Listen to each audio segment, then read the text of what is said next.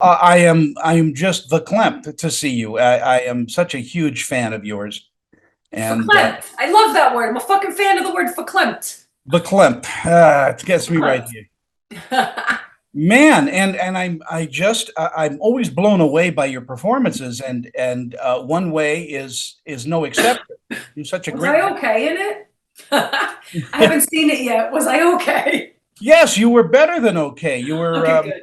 You were stunning. How about that? If Oh, I use that. fantastic. Thanks, man. Um, First of all, do you still audition for things, or do people just knock on your door and say, "Here's a script, do it"?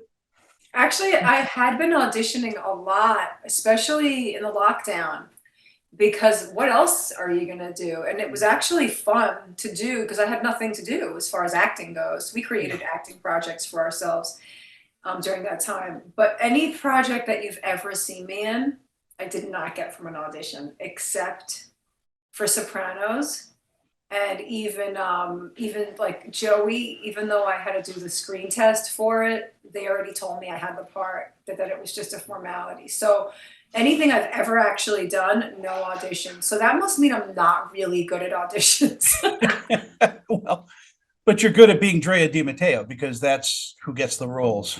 Yes, I guess so. But I couldn't be farther from all of these roles. But uh but yeah. Um Well, now I don't audition or for anything. I don't even have an agent anymore. Like well, my days are my days are limited. oh, not at all. Russell Crowe once told me that he said all actors are professional auditioners, and then you only stop auditioning when you have a role. It's true. It's true. But it's not that. I can't it's I mean I'm not acting because I'm not it's so stupid, but I may as well just say because I'm not vaccinated. Oh boy, So you're not allowed. We're not allowed to play in that playground anymore. you can't Us hippies have to stay at home. unless you're here in Utah, and then you can do anything you want. Oh, I was just there for the summer. Really? I love it there. Utah is one of it's my happy place, man. Zion, Moab, those are canyon, all of the antelopes, the everything. I am obsessed with Utah. What do you do when you're here? Do you bike ride? Do you hike? We hike, yeah, and we were bummed out that I got sick while I was there. I think I got the Rona again when I was there. And so I just ended up staying in what was that hotel? We checked into some hotel by Canyonlands that are Hmm. all teepees.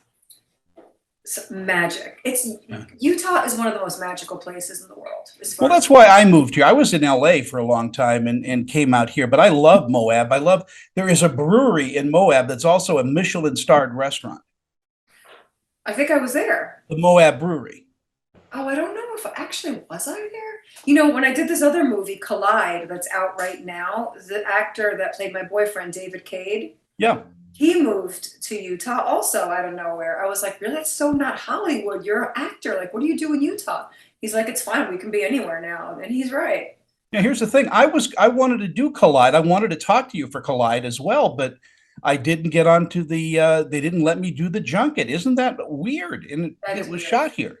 I don't, well, we got to do this one because I didn't think we were going to do press on this one. So I'm glad that we are. Yeah, and it's a brilliant film. I mean, I really love this script and how it unfolds. It is so well done. It's such a tip of the hat to some of those thrillers from the 1950s and 60s. But is that how Andrew takes it? I haven't seen it. You know, I read the script, like I said, well, maybe I didn't say it in this interview, but like I didn't even read the script when I took the part. Well, Andrew Barrett is a genius. Let's Yeah, just say it he's right now. incredible. He's incredible. And I didn't, you know, I was just like, it's him, I'll take it. And then when they told me it was Travis Fimmel, I was like, I'll go anywhere to point a gun to Travis Fimmel's head. So I'm there. I don't care if they're paying me. And I don't care. And I don't care what the rest of the script's about. I'm Well, there. I'm going. Travis is amazing in this film, and Kevin Bacon is, he's a I national always, treasure. always, man. And I had to exercise my 6 degrees, man. I had it's a rite of passage, man. You're trained as a director, though, aren't you? I mean, you went to the Tisch School of the Arts, and I did. I wanted to make movies. I also became extremely lazy and realized I had a knack for acting. And I could just show up and, and say other people's words. I could just be somebody else for the day. I was I like, would say can I I be would you? say I want it's to be you. I would say it's more than a knack. I mean, you are a terrific actress. Oh, well, thank you. I really appreciate that. I don't know, I don't think we always think that, I think that we're always striving to do better. I think when we get older, sometimes we feel like we maybe got a little lazy as well. So I definitely appreciate that. It was good to play a role that I'd never played before with One Way. I'm usually a victim, so to play Yeah. someone who is in her power, even though she's lost control, obviously through the whole script, she's lost control. She's trying to get it back.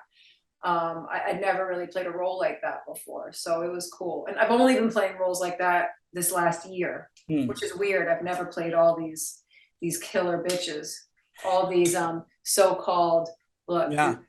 the gangster goddesses.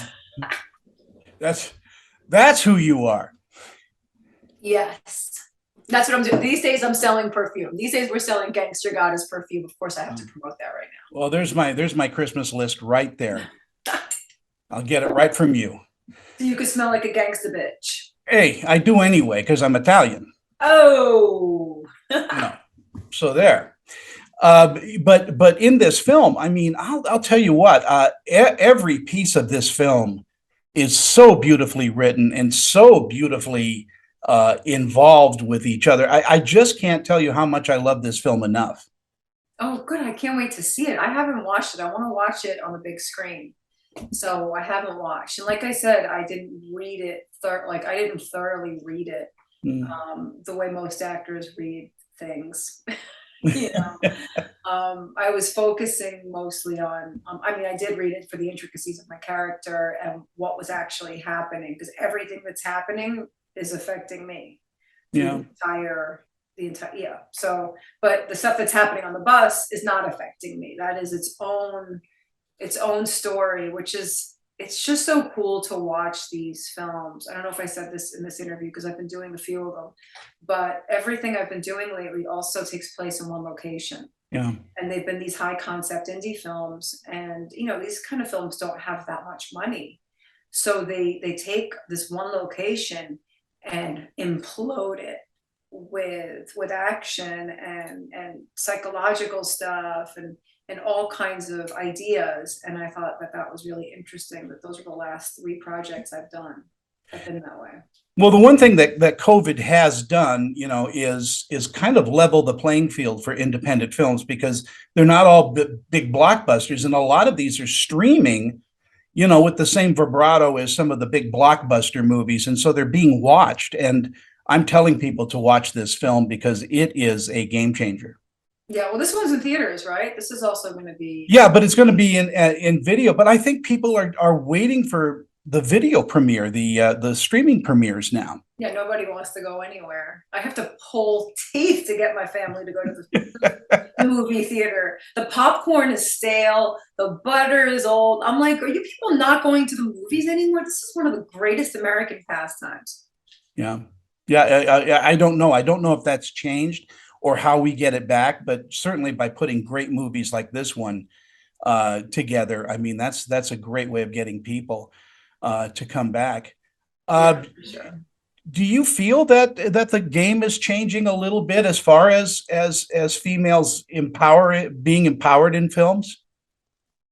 I mean, you probably want to shy away from questions like that with me. I'm just kidding.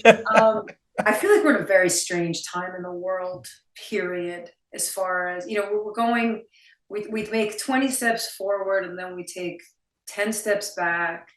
You got this, like, women are slowly becoming dismantled again. Hmm. I feel like, and it's not because of their paychecks, and it's not because I feel like our society, our government actually is allowing this thing to happen where a female's body is no longer important to the creation of mankind. Wow. This, even the whole like all this, especially for someone who's not vaccinated, like I Yeah. mentioned, and not to get political about anything, but there's sort of a big hypocrisy going on with this whole like my body, my rights. Yes, I agree with all of this. My body, my rights when it comes to any medical decision. It Yeah. should be, we're in America. So I have a hard time accepting this sort of they want to fight for women's rights, yet they're taking away our fucking rights in terms of, men are having babies. Women, we don't need you anymore because you because you don't really make babies. Of course I do. I fucking make babies. I made 2 of them. It was painful. I have to multitask all day. It's not easy being a woman. Can you give me my due when my due is due? You know what I mean? So I just sort of sit on this fence observing what's going on in the world, and I'm like, why are all these hypocrites yelling at each other? Yeah.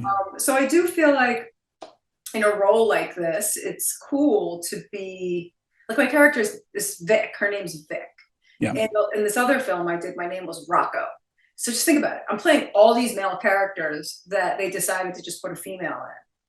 They could have used a male, but they ended up going with an Italian female, which I thought was cool, because I have, the same size balls as a lot of men, but at the same time, I'm not a man. Yeah. Like, I admire you because you are a man and you are fucking stronger than me. You can pick up this fucking couch before I can. And guess what? I don't want to pick up that couch.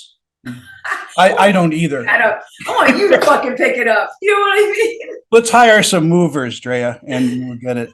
Yeah, so I feel like, I think more than anything today in Hollywood, it's always been like this in Hollywood. When women get older, it's harder to get roles. We're not as cute. We're not as whatever. And there aren't as many there's not as many kick-ass older female roles. Yeah. Like Weeds was the first of those shows where, like when Mary Louise Parker got to play that part and she was a little older, like that set the tone for some cool stuff, for some older characters. There's just a handful. But now that every famous movie star wants to be in TV, yeah, it's everybody wants a TV show. So all those roles are being created for movie stars now because our industry is so different these days.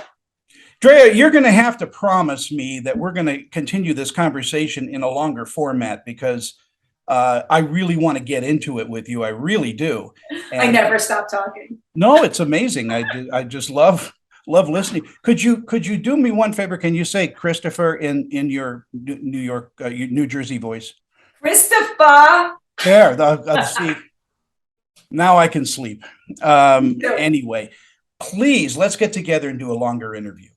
Okay, I'm around. Hey, I got nothing but time on my hands, man. Yeah, I'll find you on Twitter or somewhere and we'll just talk. All right, man. Take care. Take care, and thank you so much for this time. Right on, man. Bye-bye.